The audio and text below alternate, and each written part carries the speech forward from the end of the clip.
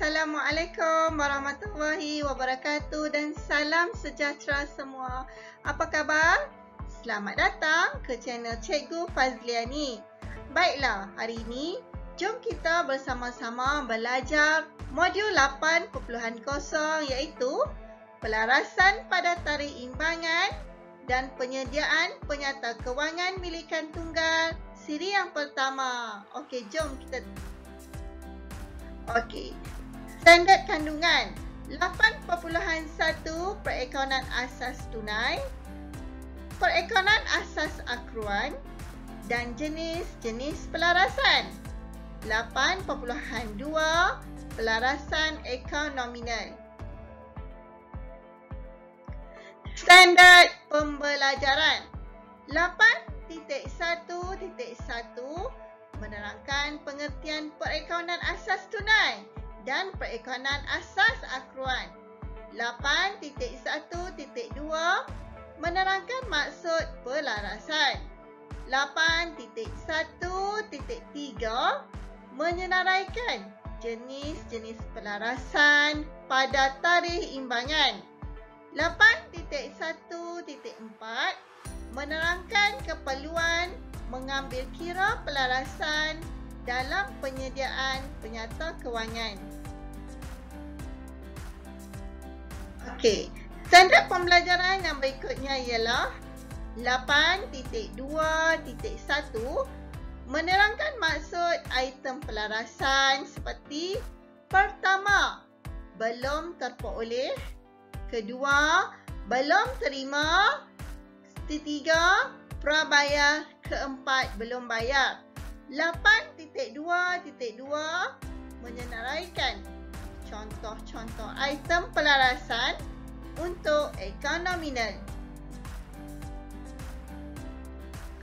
Okey, kriteria kejayaan. Di akhir pengajaran dan pembelajaran, murid-murid dapat menerangkan pengertian perekonan asas tunai dan perekonan asas akruan. Kedua, menerangkan maksud pelarasan. Ketiga, menyenaraikan jenis-jenis pelarasan pada tarikh imbangan. Keempat, menerangkan keperluan mengambil kira pelarasan dalam penyediaan penyata kewangan. Di samping itu, di akhir pengajaran dan pembelajaran, murid-murid juga dapat menerangkan maksud item pelarasan seperti belum terperoleh, belum terima, prabayar, belum bayar. Menyenaraikan contoh-contoh item pelarasan untuk akaun nominal. Okey, jom kita tengok dahulu apa yang dikatakan sebagai pelarasan. Pelarasan ialah menyelaraskan semua urus niaga yang berlaku pada sesuatu tempoh perakaunan. Okey, cikgu ulang lagi sekali. Pelarasan ialah menyelaraskan semua urus niaga yang berlaku pada sesuatu tempoh perakaunan. Okey, asas perekonan yang digunakan semasa menyediakan penyata kewangan sesebuah perniagaan bolehlah sama ada pertama menggunakan perekonan asas tunai. Yang kedua, perakaunan asas akruan. Okey, kita tengok apa yang dikatakan sebagai perekonan asas tunai. Perekonan asas tunai ialah merupakan perakaunan yang mengiktiraf dan merekodkan sesuatu urus niaga dan peristiwa apabila tunai telah diterima dan dibayar dalam tempoh perakaunan tersebut. Okay, kita ulang lagi sekali nak bagi ingat. Perekonan asas tunai ialah merupakan perakaunan yang mengiktiraf dan merekodkan sesuatu urus niaga dan peristiwa apabila tunai telah diterima dan dibayar dalam tempoh perakanan tersebut. Okey, senang kan? Boleh ingat dah?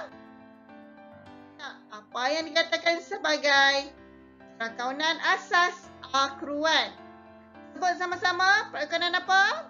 Perakanan asas akruan. Yes, pandai.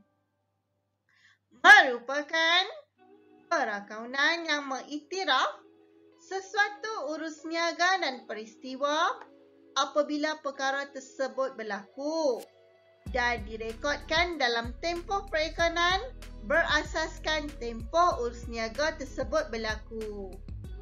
Okey, boleh ingat? Okey, kita ulang lagi sekali. Perakanan asas akruan merupakan perakanan yang mengiktiraf sesuatu urus niaga dan peristiwa apabila perkara tersebut berlaku dan direkodkan dalam rekod perakanan berasaskan tempoh urus niaga tersebut berlaku. Ya, kita tengok perbezaan di antara perakanan asas tunai dan perakanan asas akruan. Okey, dari hasil ya, butiran hasil, perakanan asas tunai ya direkodkan apabila tunai diterima. Manakala perakanan asas akruan pula direkodkan dalam tempoh diperoleh. Okey, belanja pula, perakanan asas tunai direkodkan apabila bayaran tunai dilakukan. Manakala perakanan asas akruan direkodkan dalam tempoh dibelanjakan atau digunakan. Itu untuk butiran belanja. Okay. Seterusnya, bagi butiran aset semasa seperti hasil belum terima, belanja prabayar, bagi perakanan asas tunai ia tidak terlibat. Manakala bagi perakanan asas akruan, hasil belum diterima akan diiktiraf sebagai hasil. Belanja prabayar pula tidak diiktiraf sebagai belanja. Bagi butiran liability semasa seperti hasil belum terperoleh dan belanja belum bayar, perakanan asas tunai tidak terlibat juga. Manakala bagi perakanan asas akruan, hasil belum terperoleh tidak diiktiraf sebagai hasil. Belanja belum bayar akan diiktiraf sebagai belanja. Butiran bagi untung bagi perakanan asas tunai, hasil diterima tolak belanja dibayar. Manakala perakanan asas akruan, hasil sebenar kena tolak dengan belanja sebenar. Okey, bagi penguji kefahaman, jom kita sama-sama bermain sambil belajar missing word. Okey, tengok dulu macam mana cikgu bermain sambil belajar. Latih tubi yang pertama. Lepas ni, murid pun bolehlah cuba bermain sambil belajar.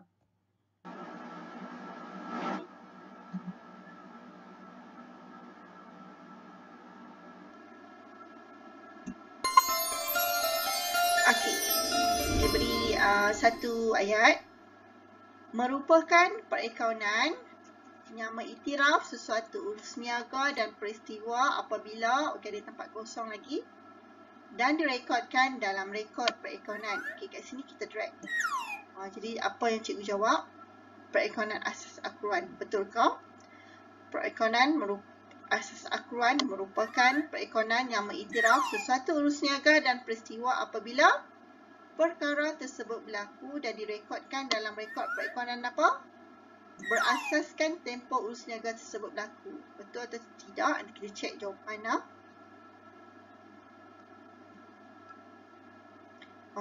Kita tengok dulu soalan yang kedua.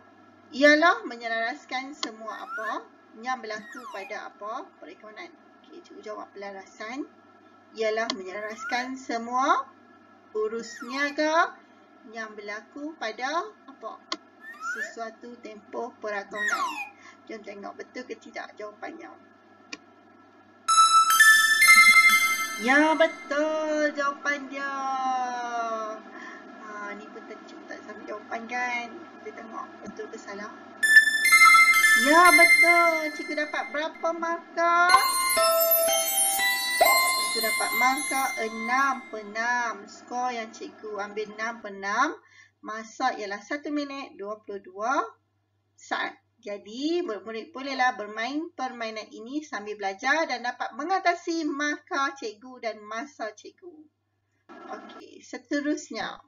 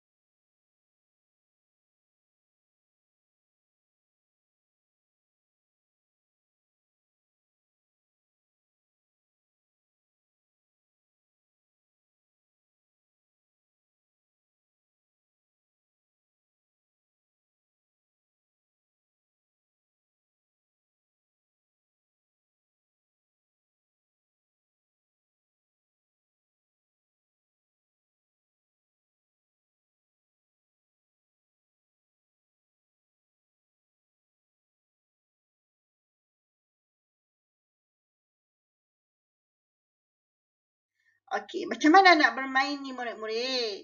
Okey, bagi latih tubuh yang pertama yang mudah ni kan. Murid-murid bolehlah scan barcode yang cikgu bagi di paparan skrin. Okey, kalau tak cukup masa boleh screenshot dulu ataupun snap picture dulu. Nanti lepas habis video ni, bolehlah start buat latih tubuh yang pertama ini.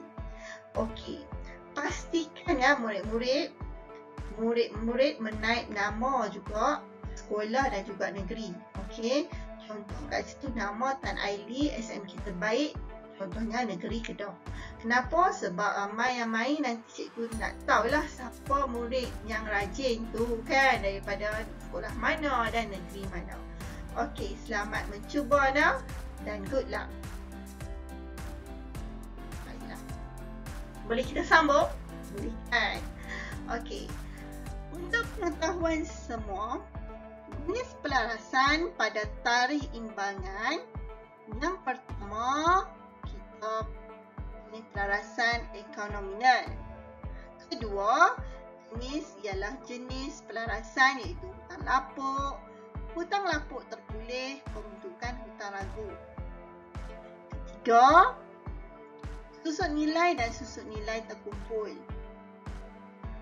Jenis pelarasan yang seterusnya ialah pelupusan aset bukan semasa secara tunai.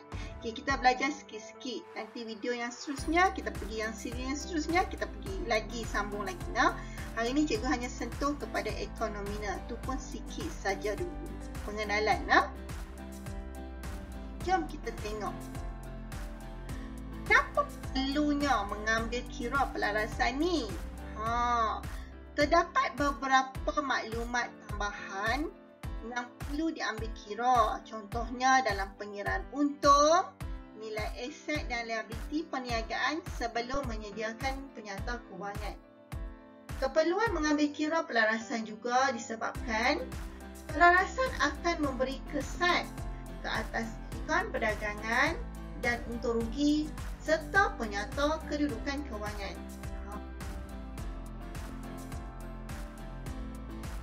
Kita tengok kepada pelarasan bahagian pertama iaitu ekonominal, pengenalan, iaitu hasil belum terperoleh.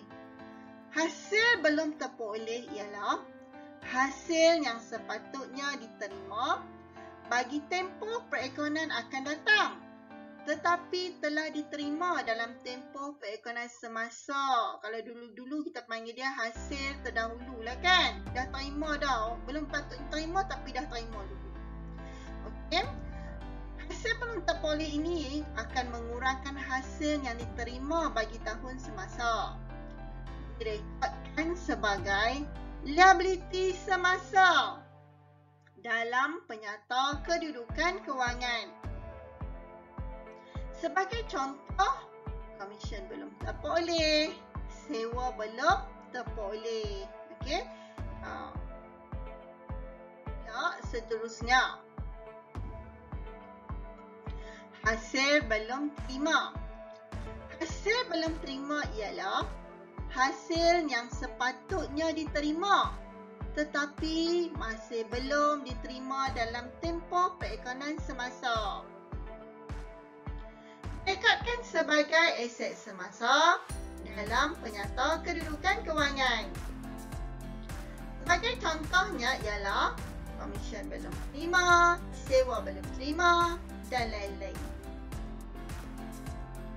Okey, kita tengok pula apa lagi ni? Oh, belanja prabayar. Sebut murid sama-sama, belanja prabayar. Apa tu belanja prabayar?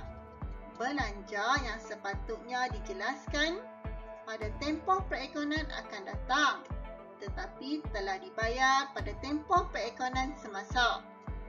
Direkodkan sebagai aset semasa dalam penyata kedudukan kewangan. Sebagai contoh, gaji prabayar, insurans prabayar.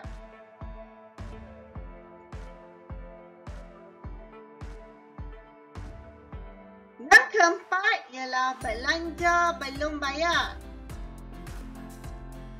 Belanja belum bayar ialah belanja yang sepatutnya dibayar pada tempoh perekonan semasa tetapi masih belum dibayar. Rekodkan sebagai liability semasa dalam penyata kedudukan kewangan. Sebagai contoh, gaji belum bayar dan insurans belum bayar. Okey. Jom kita buat lagi belajar sambil bermain untuk menguji kefahaman. Kita tengok macam mana cikgu bermain dahulu dah. Okey, permainan ni kita nama dia ialah match-up. Ini aktiviti yang kedua dah bagi tajuk pelarasan. Okey. Belanja yang sepatutnya dibayar pada tempoh perekonan semasa tetapi masih belum dibayar. Kita panggil apa?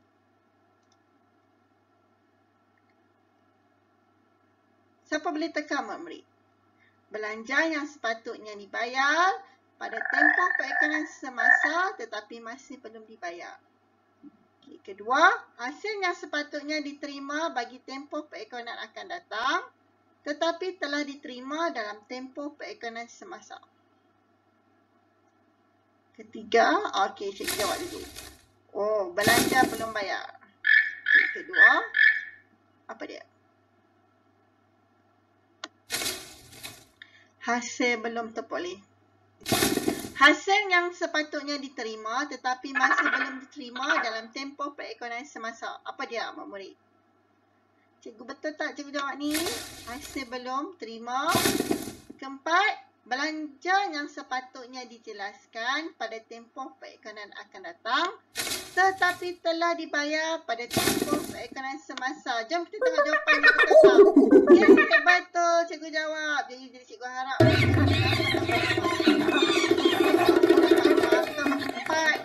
dapat 4 markah. Masa yang cikgu ambil ialah 1 minit 19 saat. Okey, apa lagi murid? Pastikan murid-murid pun bermain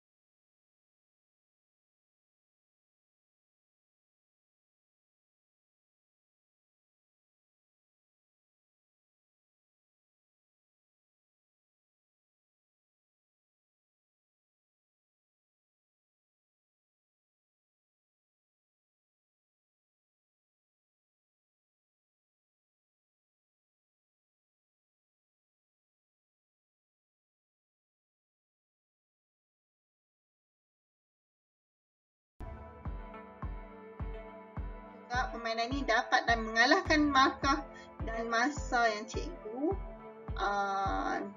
buat tadi lah. Okay. Macam mana cara nak buat attitude ini? Okay, murid juga boleh scan barcode yang cikgu berikan. Okay, ikutlah. Pastikan murid mana nama, sekolah dan juga negeri seperti contoh yang cikgu berikan. Okay, tulis nama. Walaupun ditulis kat situ, enter your name juga. Tulis juga nama sekolah dan juga negeri. Okay, baiklah semua. Sekian. Semoga maju jaya.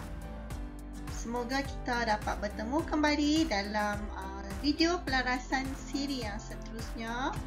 Okay, bye. Jumpa lagi. Assalamualaikum warahmatullahi wabarakatuh.